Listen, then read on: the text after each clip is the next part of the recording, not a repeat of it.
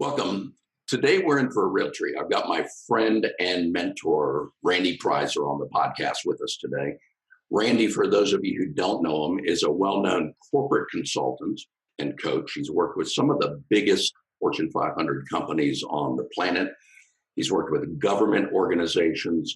He's worked with small institutions to help them work more cohesively as a team and deliver their message in a way that is more easily received by both their employees and their audience, their clients. Randy's also got a private practice where he works with individuals, helping them get a clear understanding of the inside out nature of our existence, of our life. And he's also known as the former head of one of the largest coaching organizations on the planet, IPAC. During his leadership there, they trained over 6,000 ICF coaches. And today he is still a coach of coaches. And personally, when I get stuck, he is my go-to coach and mentor to help me really get beyond the things that are showing up in my life. So, Randy, welcome to the podcast. Thanks, Bobby. Thank you for inviting me. This is a lot of fun already. We haven't even started. I'm excited to have you here. Thanks. And I'd like to start I know your background and everything that you've been through on your journey to get you to where you are today. And I suspect that would be fascinating for the listeners. So can you give us a brief overview of some of the things that you've explored, some of the things that you've seen in the work that you do and in the different roles that you've had over the years? Thanks. Yeah. Maybe 30 years ago when I started consulting or coaching, helping people to become more successful or organizations more successful, I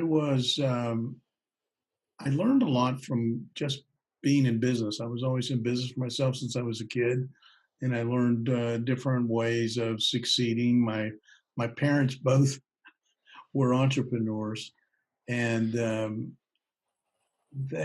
reading material. I read a lot of the Think and Grow Rich and Think Big by Schwartz and David Schultz and Schwartz, his name was. Just so much of that Napoleon Hill and power of positive thinking. And my father was into hypnosis, and I got into hypnosis. And my mother was a very positive person, a very successful businesswoman. And I sort of grew up in that kind of environment, culture. Our family sort of believed in the power of ourself, and it was or of the mind and of these kinds of things. So it sort of came natural to me, I guess, and I was inclined in that way. So I went after success in life, and in my world at that time when I was younger, success meant to me to be successful in business and be a good sports figure, win and Right. just all the things that we normally think of Right. in our Western society is what success is: status, money, and those kinds of things. And I went after it. I went after all my business endeavors. I wanted to become rich, and powerful and influential. And I did. I reached a modicum of success in business. I was one of the youngest presidents of an insurance company at a young age, maybe 29, a national insurance company. I had a company on the New York Stock Exchange. I had 1,500 people working for me at 28 years old. And I was involved in innovation as far as a CEO in different organizations. And I did fairly well, I would think, but I wasn't too happy about it. I was a pretty unhappy guy, constantly searching for, love in all the wrong places. And I got into spiritual things, and yoga and meditation, and a general seeker in the 60s and 70s of hallucinogenics, biofeedback, and everything there was to find out what was going on. And I remember the worst day of my life. I might have been 27, 26, something like that. And I knew something was wrong in my life. I was not happy and perplexed. And I remember I was in LA at the time, and I was going door to door looking for a psychiatrist because I knew something was wrong with me, and I couldn't figure out, you know, what was going on, and I figured maybe a psychiatrist could help. And unfortunately, I couldn't get an appointment. I couldn't get arrested, so to speak. I could get arrested, and I think I did get arrested, but it didn't help. Um, and I met this woman who sort of pointed the direction was in here. This whole thing. Look inside. What do you look for inside? What does that mean? Look within. I didn't know what it really meant. But something happened, something occurred where I realized that the things that I was believing would bring me success, or if I was that kind of person when I got there, then I would be happy. I came to the understanding that is not it. Right. Yeah, there's nothing outside of me that was going to do it. It was something I had to discover or experience. Um, that was the answer. And as time went on, I began to be searching for how do you find peace of mind, because I came upon that conclusion. If you had peace of mind, then you're successful. And of course, I went on the pursuit of peace of mind through religion and spirituality and all these things. And I kept searching, and it dawned on me after a while that getting there or dying and then going to heaven, or coming to nirvana, through meditation. I'll meditate hours and hours and hours. Then I would get it eventually. I was still living in the future. And Right. everything I was doing in the present was a conduit, so to speak, to get me to the future so I can get there, so I can be here. It was insanity. So I was under the impression I had to do something, meditate, yoga, biofeedback, hallucinogenics, become a yogi, I don't know, in order to have something, the state of mind or the reality or the set of circumstances and conditions, in order to be who I wanted to be, happy or fulfilled or satisfied or at peace at mind.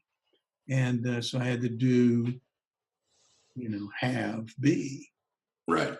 And Which is not the model, is it? no, I was striving and struggling with life. I was in a perpetual existential crisis. And no matter how much business I did, or girlfriends, or new cars, or cool houses, clothes, or getting my body fit, or travel, all those things that I did searching for, and I would get, momentary satisfaction, and then another desire would pop up, and Right. find it, and then got into Buddhism and Judaism, mystic Judaism, mystic Christianity, and even Sufism, studying the Bible and the Koran, mystic books, and living out in the woods. All of those things, I was continuously searching to get there, and studying with different gurus and masters, and then went to the Himalayas, climbed up to Mount Everest. I didn't get to the top. I wasn't, I was just looking, and I wasn't having much luck. But, I learned a lot. And then I got into hypnosis and neuro-linguistic programming, and different kinds of psychological theories of psychodrama, breathing, and still nothing Right. would nothing like beyond momentary times. I would fall back into it. And you know what? The other thing I noticed that the other people that were into the same things, no matter how adept they were, whether they were NLP masters or and yogis, This, were just as fucked up as I am. Like, just as egotistical, or just as you know, always trying to get there and talking right. about when you get there, and it was just not paying off. So I met a guy, George Pransky, who was a psychologist, and he was telling us about me and some other fellows about a guy he had met named Sid Banks. And Sid Banks was a regular guy, was I think a welder. He was a welder, and he had this experience that changed his life that was so profound um, that it completely changed everything. And this was, he wasn't an overly educated man. He certainly wasn't a professional, just a regular guy, but had this experience and started talking to people about it. And he was a charismatic speaker, and some psychologists started studying what he was saying, like guys like Pransky and other psychologists named Mills and Bailey and all these guys. It was about 30, 35 years ago. And Banks started talking all around the world, giving lectures, and these psychologists were putting it in. They were so impressed that they put into a structure of psychology for psychologists, mental health professionals who were experiencing burnout. That's how it started, and addiction. And they found that what Banks was saying was a model of psychology so profound that it was really getting results when applied through this understanding he was talking about. And heretofore, and even today, there is no theory of psychology. There's a lot of different Right. psychotherapies. Yeah, a lot of different schools. Yeah, there was no psychological principles that were can be applied to every. There was as many psychologies as there are people. There's many therapies. There was no principles of here's how it works, here's how consciousness or existence works. And what Banks was saying, sharing from his own experience, gave people a certain insight just in the way he explained it. And the interesting thing was when the psychologists put it into some form, they found some principles that would work consistently, and other people were getting the same results of a clarity, a state of mind that would yield a result of just clarity, insight and clarity that would be like a paradigm shift. And, hell, I was interested in that. I was very interested in that. Right. So that really resonated with you based on you'd had the success, the monetary success. You'd been a seeker and going through meditation and Buddhism and mystical Judaism and weren't finding the answer there. You run into these psychologists and psychiatrists who are helping people for a living, but getting burned out in the process of doing that. So all of these little things are hints that, we must not be doing it quite right, not in the harmony with the way that life actually works. Yeah, they were getting results. There's no question that the psychologists were getting results, and but it wouldn't work every time. It wasn't the same every time, and so it was. There was no exact principles. Like if you got principles of gravity, they always work. It's the same thing. Right. It applies every time.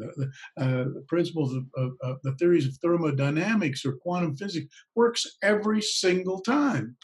If you put a fixed wing on an airplane, it's going to fly. It's based on principles of gravity and physics. But the psychology didn't have that. And what they took from what Banks saw and was able to articulate from a layman's point of view, they laid out some principles like gravity that seemed to work every time, 100% of the time. Man, that really that rang a bell with me. I wanted to know about that, and the applications thereof, and the implications, more important. What does that mean? And what did it mean of these findings? And would work for me to find some, you know, some clarity, some understanding. What the Right. hell's going on in my life? What's going on in life in particular? Right. That was enduring. And so I studied with Pransky and a lot of his colleagues, Mills and Christine Heath, and a lot of people that were in the mental health profession back 30 years ago to learn these this approach, I guess you call it an understanding. It's not even an approach; it's an understanding, and that through the understanding itself, it had a transforming effect. It went beyond thought. It wasn't an intellectual understanding. It's like, you know how to ride a bicycle. It's not an intellectual understanding. Right. It's an understanding, but it's something you discover in yourself Right. that enables you to find this balance. But you can't think your way into riding a bike. You can't. There's probably no number of books that you could read about riding a bike that would give you the experience. You've actually got to go out there and get into the flow and get the experience. And yeah, it's an experience. It's a realization. I think you and I were talking in a conversation a few weeks ago that it was like from recognition. I recognize what Banks was saying wasn't profound. Everybody knows that what you're experiencing in life is something inside, and the way you think about what's going on in the world is how you create your experience. So we're all creating our experience through thought. And if that is so, then positive thinking, you would think, then you could change everything. But we all know that while positive thinking is good, it doesn't work all the time. When shit starts to happen, you could positive think all you want, and it's still you're feeling, stress or insecurity or anxiety or even despair.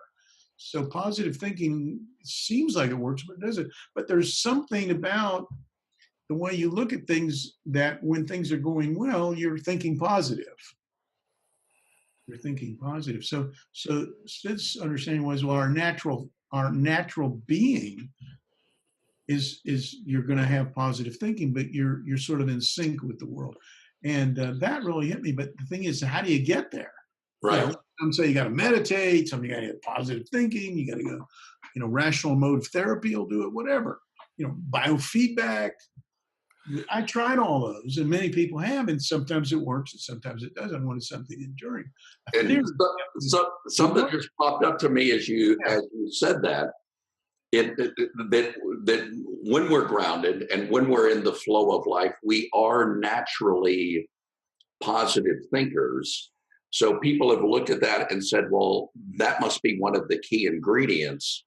And they're looking at that as though that's the cause of why we're in the flow, rather than it being a symptom of the fact that we are in the flow.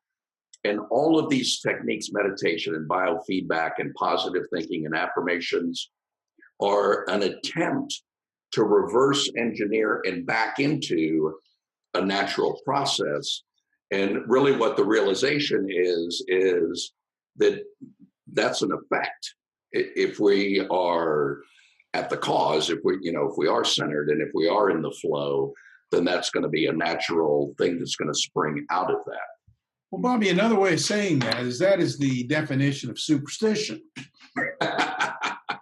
Exactly. Superstition is some kind of a misunderstanding or misperception of cause and correlation. It looks like when I'm feeling good, I'm thinking positive. Therefore, the reason I'm feeling good is because positive thinking. Where yes, it's true that when you're grounded in reality, your thoughts are naturally positive, but it doesn't mean that if you think positive thoughts, you're going to be grounded in reality. It's just not so. It's superstition. That the black cat walks over and a can of paint falls on my head, and it happens a couple of times. It's that damn black cat.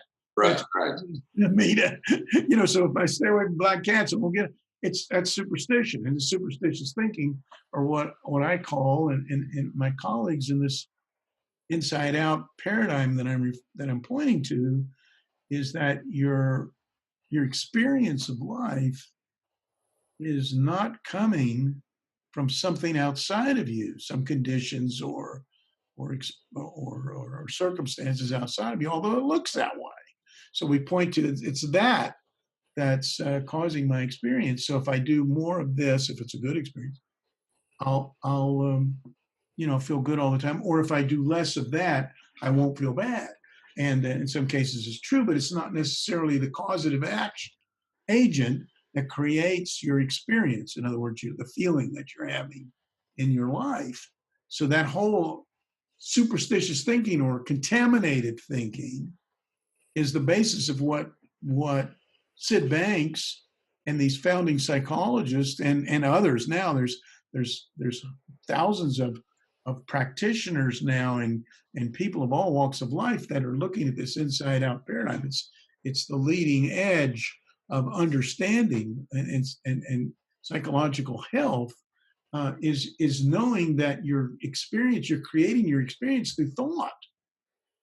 It's thought is the whole thing, is what creates it, although it appears that it's coming from the outside. So it looks like the model is a camera. I look and see what's out there, and then I respond to what I'm seeing, like a camera is my mind and picking it up. Where actually what's going on is this projector.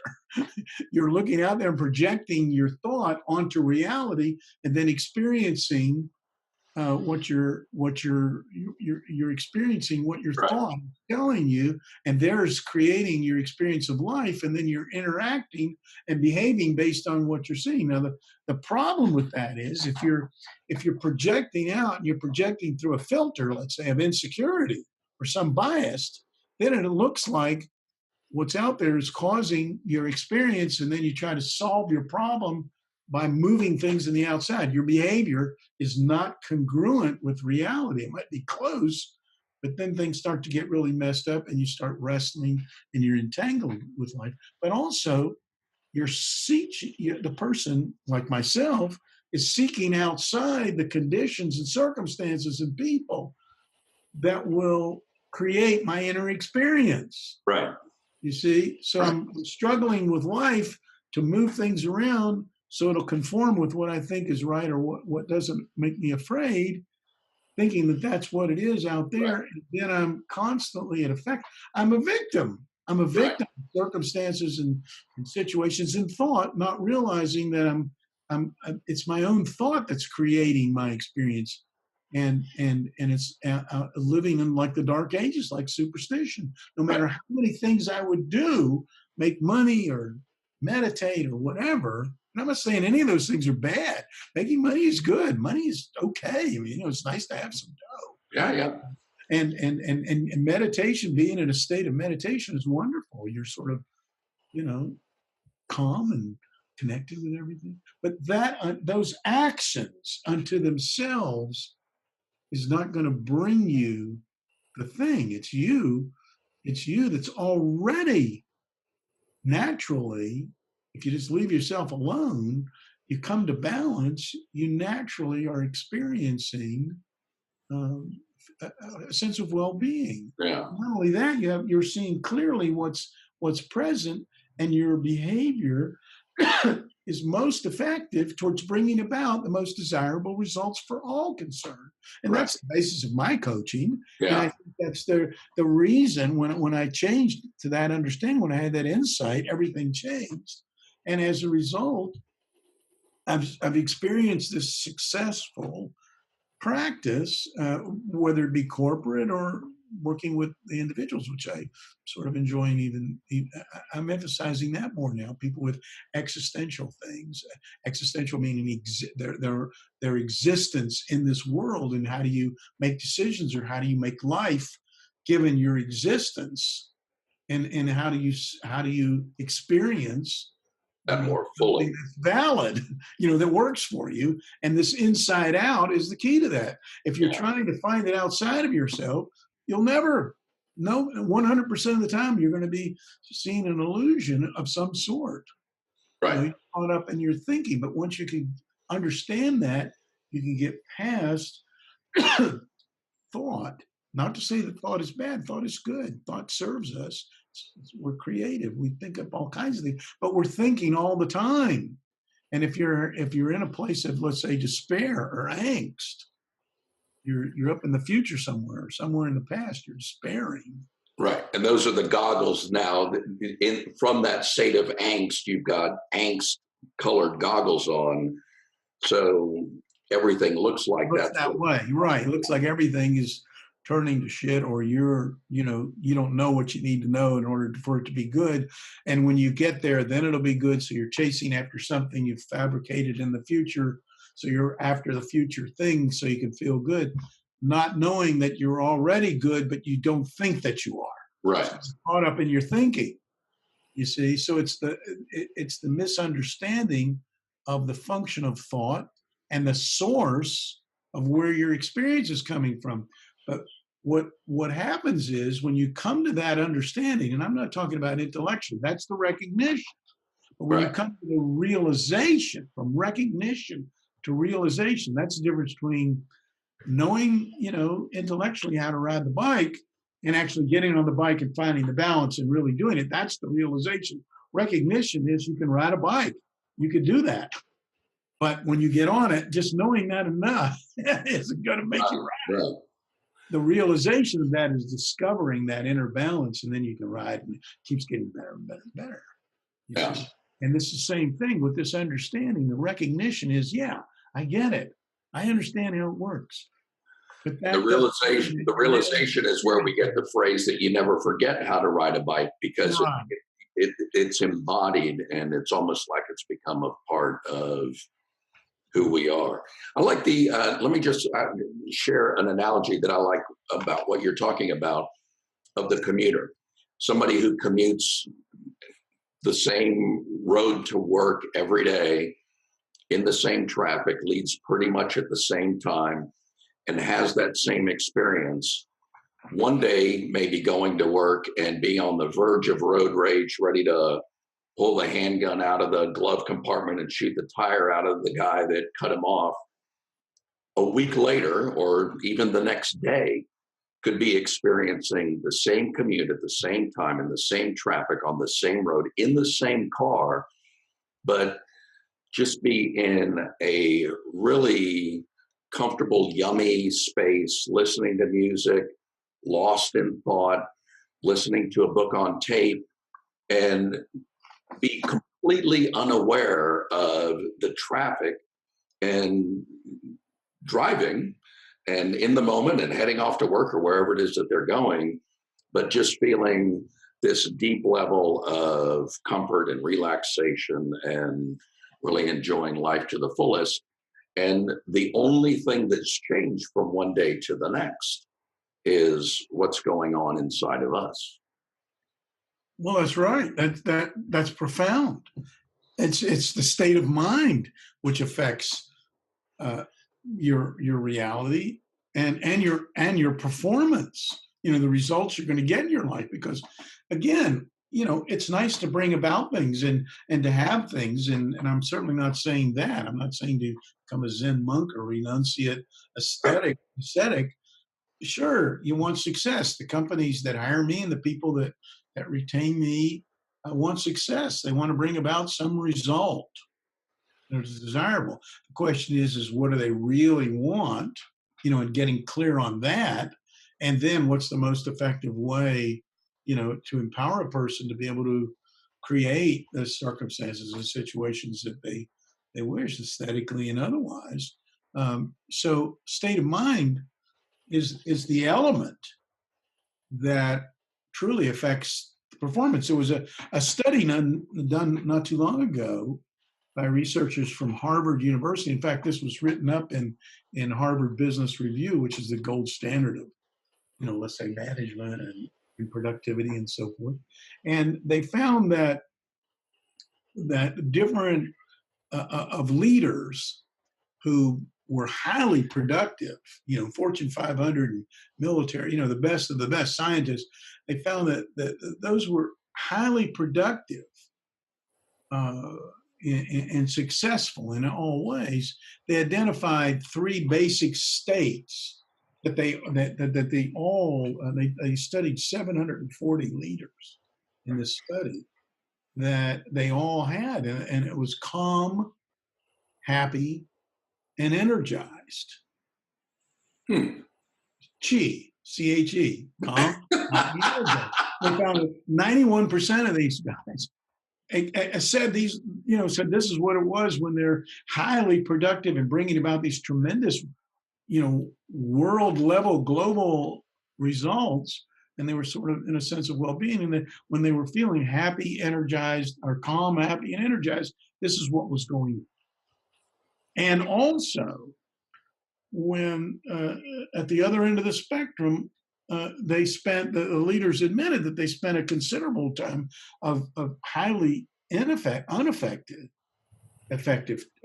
energy in an area called frustration, anxious or anxiety, tired, and stressed,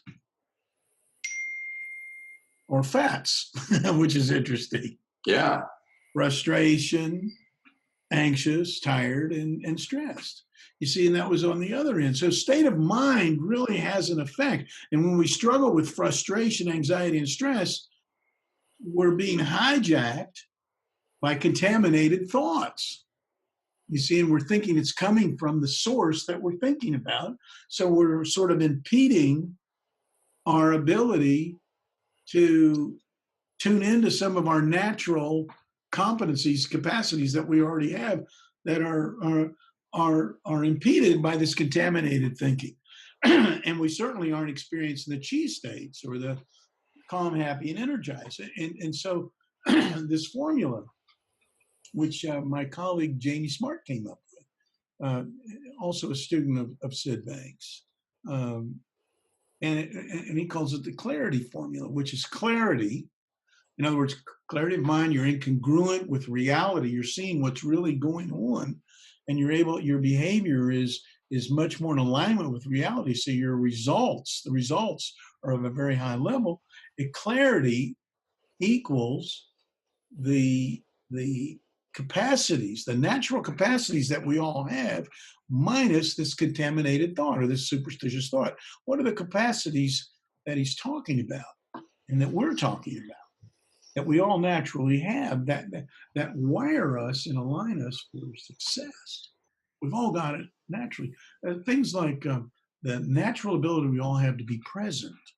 See, when we're really present, really being here, we're open to all the data that's present in the reality, because being present is the only place you can really experience what's now. Right. You see, you're not in your head thinking about what's coming next. You're not in your head worrying about what's going to be there. You're being present, so you're experiencing that. And when people are present, other people really enjoy being with that person because it's relevant.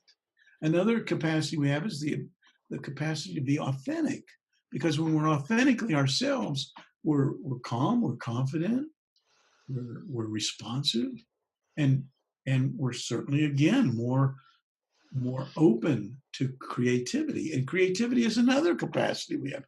These kind of things you don't have to develop. You don't have to go to a school or a seminar to learn them. You're automatically creative by being a human being. You're automatically present. Kids don't have to learn how to be present. We lose that somewhere now. You don't have to learn to be authentically you. Right. And nor do we have to learn to be creative. And creativity is a tremendous power that we have. Part of the original equipment that was designed in by the manufacturer. It's in the box. It comes with every human being. Another one is resilience. So we learn through failing, but we keep getting up and learning and becoming stronger and stronger and stronger. Like Nietzsche said, well, it doesn't kill me, it makes me stronger. You see, so we have this amazing resilience. You don't have to learn resilience. Every kid has resilience. They fall down, you cry a little bit, and you get up, and you're back. You see, and another one is the ability to connect with other human beings. What a wonderful gift that we can truthfully and honestly connect and uh, share what's true, what's so for us. That's a human quality that we all have. And you and I are enjoying it right now in this conversation. Yeah, The ability totally. to connect without being duplicitous or pretentious, but just to be here and exchange information and exchange being human. That's a very powerful thing. That wires you, that enables you to succeed. Another capacity that we have that's perfectly natural, but gives us everything you need to succeed in this world, succeed in every meaningful way, every including prosperity, but succeed in every meaningful way, is the intuition that we have. We all have this intuitive quality. It tells us when danger is there or when something's good. It's beyond intellect. We all have that. And we all have an inner GPS system, a sort of a guidance system that gets us where we need to go. And if we're going in the wrong way, it'll turn us around and give us feedback, get feedback, and learn. It's there. It's always been there, and it gets us to where we are, and to learn in life and to have life. It's always there. Right. You see, and lastly, the ability to get insight from things. Insight is a deeper knowing than intellectual information. We don't need more information. We've got plenty of information. We got information overload, but insight through information gives us something of tremendous value that's in alignment with what is so. Now, when you have those capacities, you've got everything you need to succeed in life and more.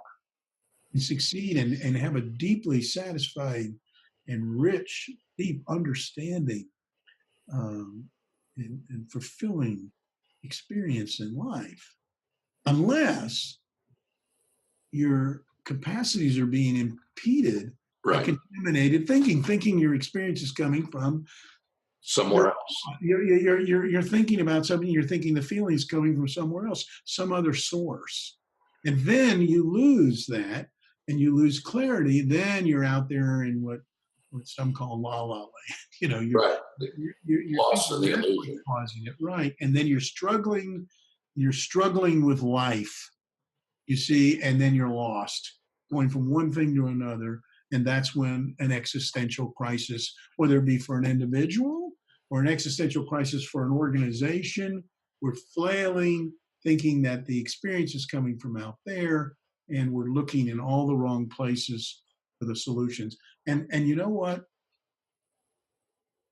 That one point right there of what is the source of your experience in life, where is it coming from?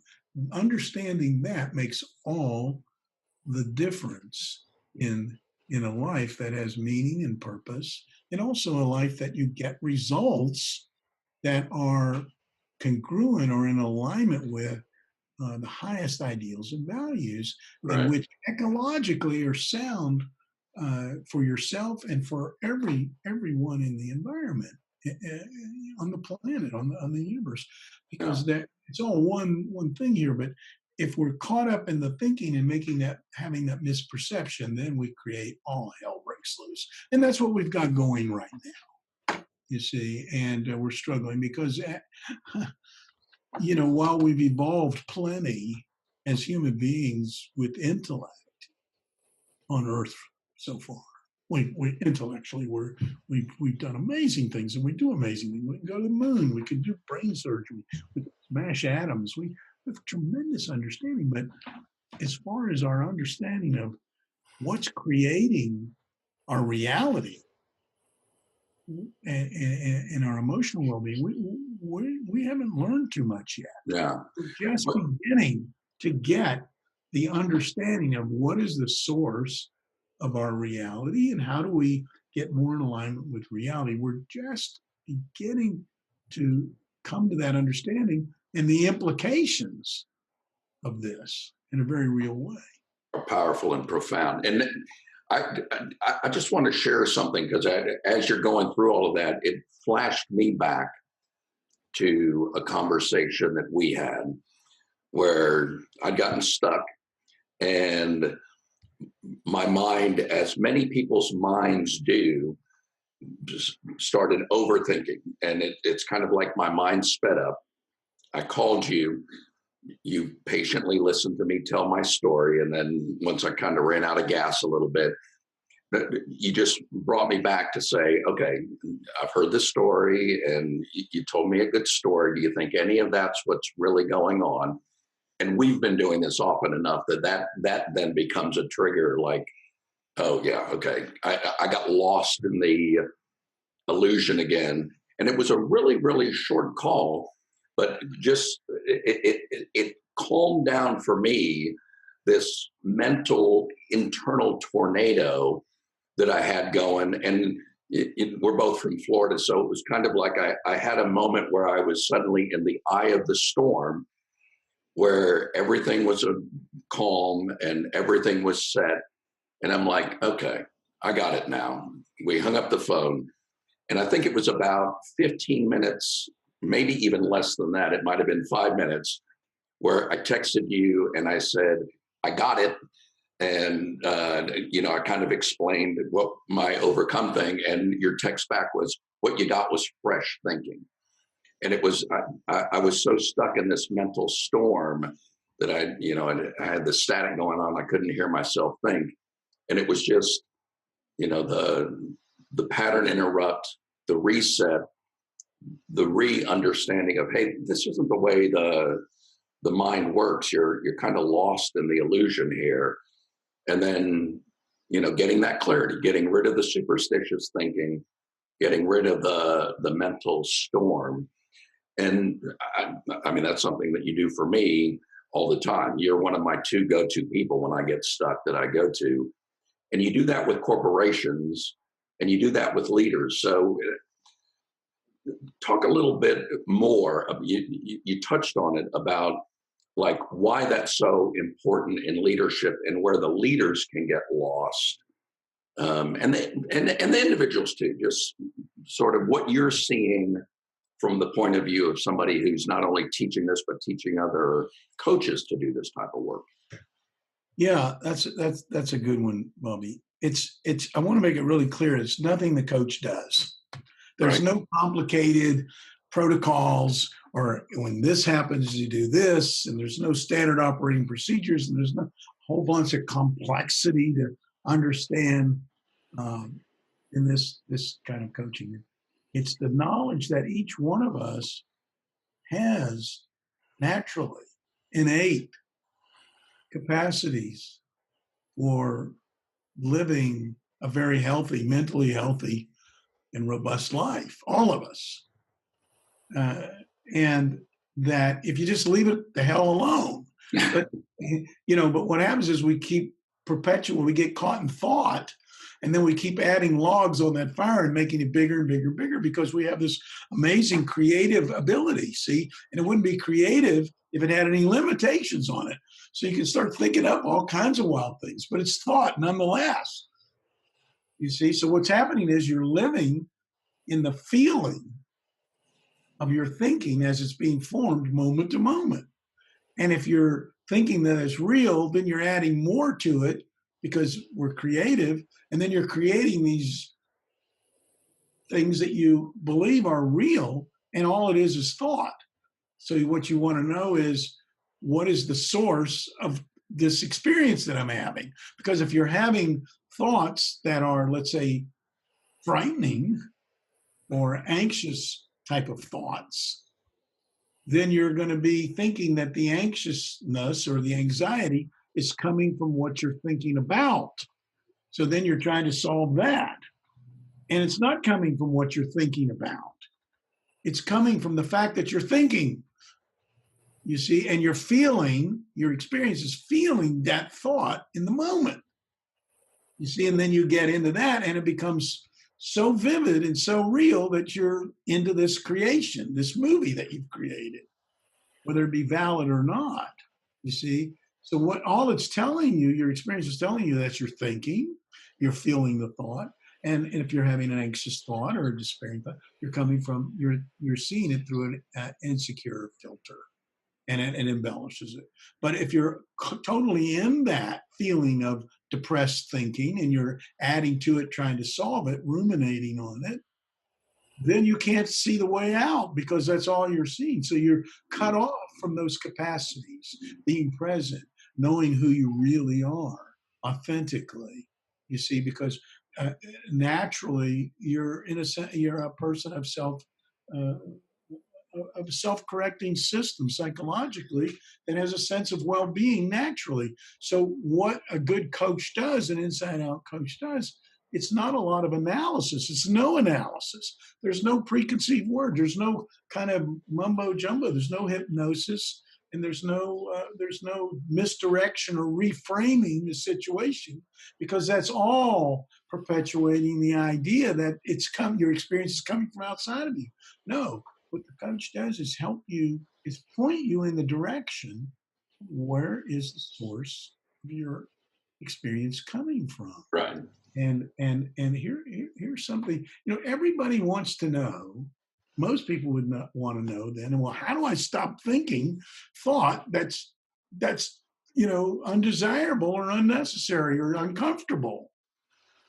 That's what I want to accomplish. That's what I wanted to accomplish for all those years. How do I stop that thinking and feel, see what's really here, feel the bliss, the connection, the nirvana, how do I get there? What do I have to do?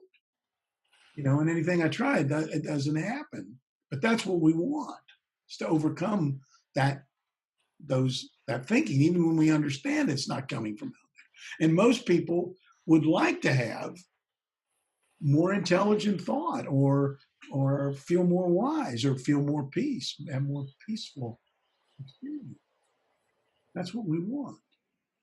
And those are great ideas. But the thing is, without a practical way to accomplish it, it's not much help to us knowing that. Right. Right? Right. And so there's a pivotal point. This is our whole conversation, I think, Bobby.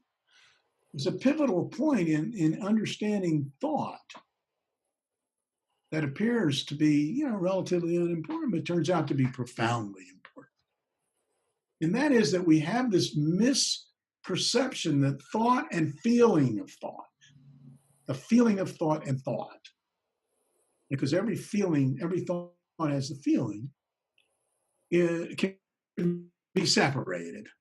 We have this misperception that they can be separated. Realistically, it's impossible to separate feeling from thought. The feeling of the thought defines the meaning of the thought. In other words, I'm driving down the road, the guy cuts me off, I get upset, right? I get angry. So my thought is an angry thought. So I'm experiencing anger. My misperception is it's coming from the guy that cut me off rather than the way I think about that. See? So the feeling and the feeling gives meaning to the thought. I could have the thought the guy cut me off, and I can start laughing and say, boy, he's really, back off from him. He's nuts. Or I can have, I'm going to kill that son of a bitch, You see, so it's the feeling gives the meaning to the thought. And the fact that no one can think love and feel hate at the same moment, or no one can think hate and feel love at the same moment, is a continuous example of the principle of thought that is true 100% of the time. That thought and feeling cannot be separated, you see? And this single misunderstanding about thought creates unnecessary and unwanted thinking that diminishes any opportunity we have for more wiser or more intelligent or more thinking of well-being thought. It also creates a barrier to dropping unwanted thought. You can't even drop it because you're perpetuating, you're thinking about it. You see where it's coming from. So when we artificially separate thought and feeling, it creates the possibility that the way we feel is being caused by the source other than our thinking in the moment. Right. It's coming from the guy who cut me off rather than I'm having a thought in the moment, anger, that guy's causing me the anger. Then I got to solve it by shooting his tires out or whatever you say. Right. That'll make it all better. And he'll And get at this point, at this exact point, is that we part with logic and we enter into the illusion. And right. right at the point when we separate it and we misplace our power outside ourselves and we become distracted by and reactive to imagined other reasons for the way we feel. And we think about the other sources if it's real, and we start to focus on it, the guy, or the circumstances. Yeah. We forget that thought and the feeling of thought can be separated, and we get distracted by this thinking, you see. And then we take our focus off the power of thought as the source of the way we feel. It's like thinking it'd be okay to separate driving and being in control of the car. Driving without realizing that you're in control of the car would be a disaster. And it'd be like driving and getting distracted from watching the road because we're focusing on something else. Crazy. That wouldn't be a wise way to drive, and it wouldn't be a wise way to think. Now, this whole premise, this illustration I'm giving about the separation of thought, comes from a thesis by a psychologist named Keith Blevins, and his wife Valda, his colleague. And they work they're inside out what we call three principles coaches and a psychologist. And this whole thesis of the separation of thought is the basis of a lot of their work. And I'm taking this idea that I'm explaining right now from the thesis, a classic thesis that they explain. So I don't want you to think this thinking is mine. I mean, although the understanding I'm putting in my way, but I'm taking the thesis of what their work is, and I want to make sure that they get the credit for this piece of it. Of course, all these things that I'm saying is things I've learned from others, and like anything else. And then, of course, it's coming from the way I see it. Right. So when we don't separate our feelings from thought, we have an opportunity to take advantage of our feeling system, our feeling feedback system, to alert us about how our thinking really works, how it works. We learn where our thinking takes us and what it feels like. So when we're not separating and the guy pulls over and I'm having an angry thought, which we have angry thoughts. I'm not saying you're not going to get angry thoughts. Right. But you'll say, hey, I'm getting an angry thought. A thought came up. It's an angry thought. Right. And rather than trying to make it go away or have positive thinking or this and that, I know I've got an angry thought in the moment. And it's about, this guy pulling me over, pulling in front of me. But it gives me a chance to see how my thinking works. And it also gives me an opportunity to know, it gives me feedback on how it makes me feel. You see, and where my thinking takes me. Like, right. I want to kill him. Instead of, I can make a choice at that point because I know I'm just having a thought. Doesn't right. mean he did it. I said, boy, he's driving recklessly.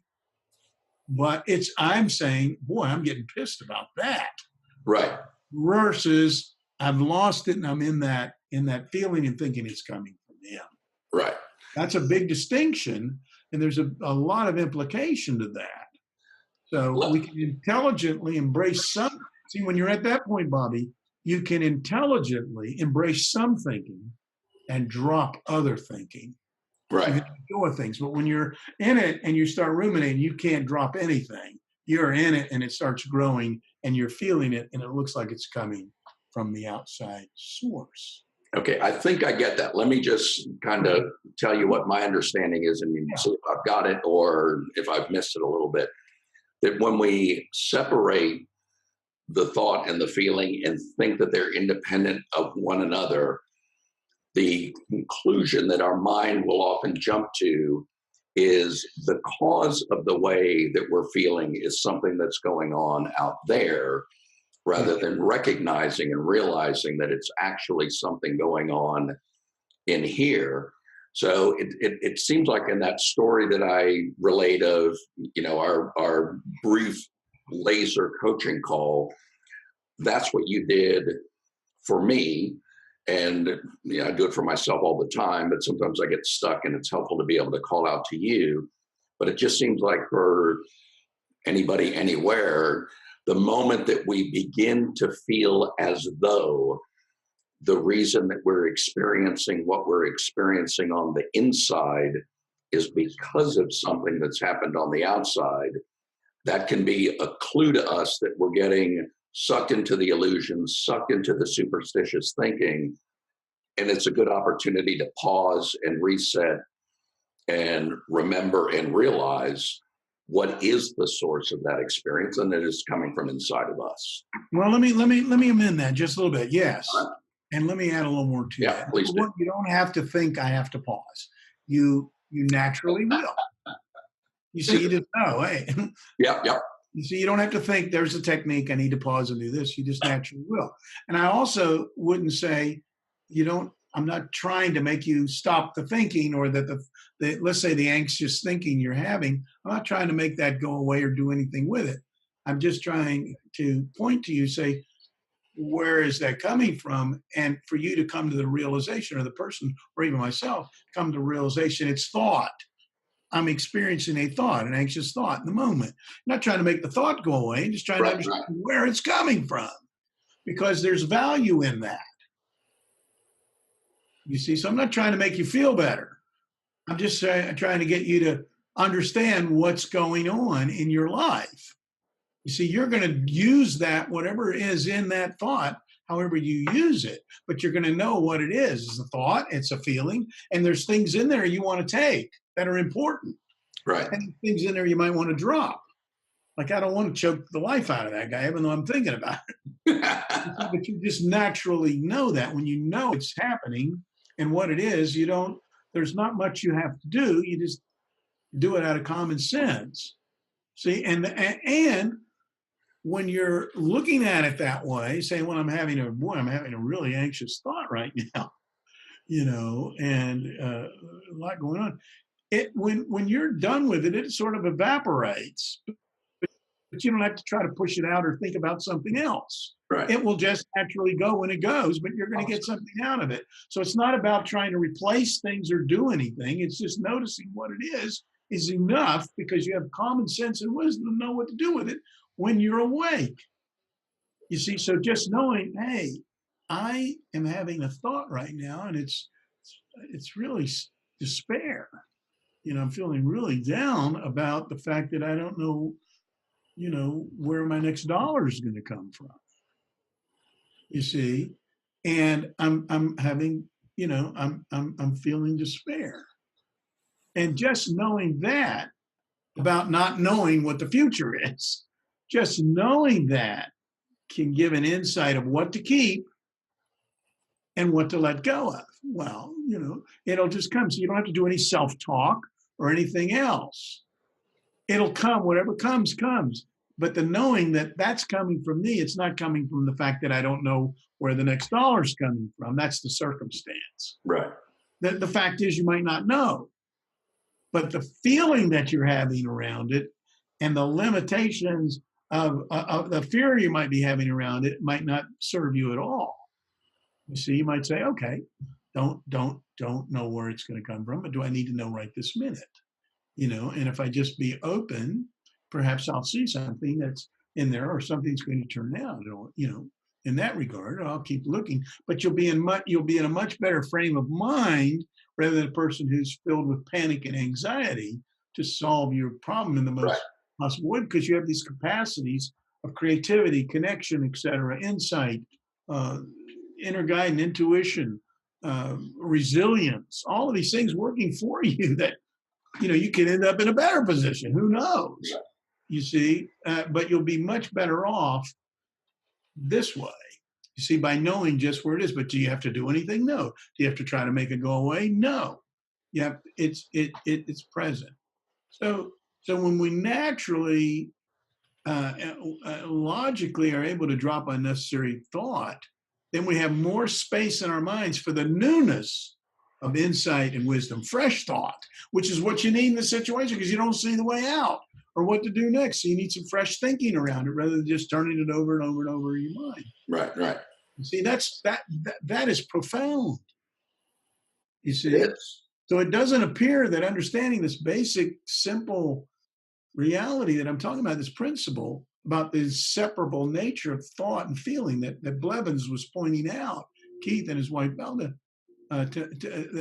could really matter that much to make a difference. In fact, it's life changing, you see, and I could certainly testify to that because not only in my own life, but in the life of my clients, whether they be the private practice or large business corporations, when that insight comes, then we're seeing corporations that are becoming much more creative and innovative and disruptive and more customer centric and continuously learning, continuously improving, and feeling collectively a sense of well-being and cohesion in their teams and better connection and communication with themselves and their clients or their customers. These are the outcomes. So the results are quite impactful, you see. And the same thing with individuals who might be struggling with, what am I supposed to do with my life? If I only knew what to do, I would do it. Versus who am I? Or relationships. George Pransky, I mentioned earlier, wrote maybe the classic work on relationships, on divorce is not the answer, or the relationship handbook is what he wrote. And he was saying that when you're thinking it's the other person that's causing you to be pissed off or upset or lonely, it's your own thinking, but it looks like Right. the other person's creating it. So your own thought is creating your reality, you see. So the first thing is to understand what's really going on before you're taking any action. Once you get an understanding, or we can call it clarity, like Jamie Smart said in his book, clarity, then you know what to do in the relationship. You see, what's the right thing and what's most appropriate for all concerned, and how to respond to your mate. And the same thing in business or relationship or sports. There's quite a lot of work done with sports people in sports on how they're looking at what is the cause of what's slowing them down and this and then there's a oh, I can't think of the guy's name, he'll kill me. But there one very good inside out consultant and coach that Eric Kramer, are you thinking of? Kramer, yeah, thanks. God, thanks. Yeah, he's great in that area. And so there's different applications or implications or approaches to all walks of life to help people come to the inside out understanding. And it makes a tremendous difference. It's made a difference in my life and continuously does, because you're continuously getting fresh thinking around things, and your relationships are more genuine and authentic. But my clientele and my students are getting the results that they want out of their life. So I would say any kind of coaching, conventional coaching, is all based on helping a person to get the results they want or the outcomes, and through holding accountable and setting goals, smart goals, and things like this, and championing them. And a far better approach, a far better, more effective coach is an inside-out coach who helps the client to understand where his or her experience is coming from. And through that insight, it's like learning, when you first learn how to ride that bike, that moment that you're not riding it and you get it, it changes everything. And then from there, it's real easy to achieve what you want. And you really know what you want, and you're able to get it. And then the coach can really help you in that area. But to help a person, to hold a person accountable, we can hold ourselves accountable when we know what we want. Yeah. When we know who we are and we're tuned in. You don't need a coach to hold you accountable. Right. It's goals, you'll know what you want and how to get it. But a coach can help soundboard and question things. So it's a different kind of coaching, but 10 times more effective. It's the difference between using an old typewriter and using a modern word processor, or even talking into it and having it all typed and formatted for you. So I would say any kind of coaching today, whether it be corporate leadership or individual coaching, whether it be for sports or relationship or purpose or even weight Inside Out coach will help a person to understand how they're creating their reality and help them to get tuned into their natural and innate power, their own capacity in a very real way, beyond intellect. There's not a lot of self-talk going on, but the recognition to realization from the transition that they're in. And I think you and I talked about this last week, from the transition that they're into transformation. Right, right. New reality that's continuously living, that they're more in alignment with who they are and the reality that we live in. Makes all the difference. And then even if you did want to go and do some of those outward techniques, as long as you're doing those built on a solid foundation, they're going to be a lot more effective. And as you said, you're not going to need somebody externally to hold you accountable, because you're going to hold yourself accountable because you're living in harmony with the way the mind actually works. Right. You're having natural inspiration and motivation. Yeah, yeah. You're not looking for it from out there. You naturally are inspired and motivated to have vision and to go and make that happen and enjoy every single moment of that, not waiting till you get there to get the payoff, but enjoying every moment of your endeavor in a creative way. That's a much better way to live. Yeah, That's absolutely. really living. You see, that's really living. That's what it's all about. Well, Randy, this has been great. I have lost count of the number of times that you and I have had a conversation that at the end of it, one of us said, "Hey, we should have been friggin' taping this, because this would be good." I'm glad we finally got around to doing it. So before we go, I'm quite sure that people listening or watching this are going to want to know how to get in touch with you.